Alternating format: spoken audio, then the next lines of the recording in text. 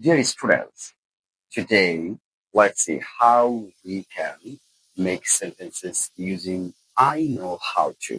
আমরা I know how to দিয়ে কিভাবে সেন্টেন্স মেকিং করতে পারি। I know how to এর অর্থ হচ্ছে আমি জানি কিভাবে।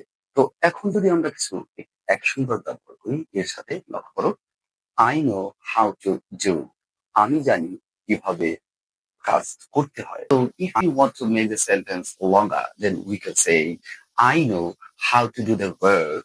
আমি জানি কিভাবে কাজটি করতে হয়। Like I know how to eat. আমি জানি কিভাবে খেতে হয়।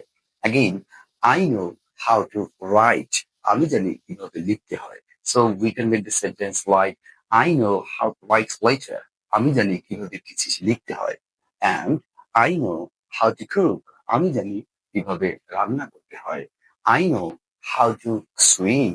আমি জানি কিভাবে সাঁতার কাটতে হয়। I know how to sell. আমি জানি কিভাবে বিক্রি করতে হয়। I know how to prayer.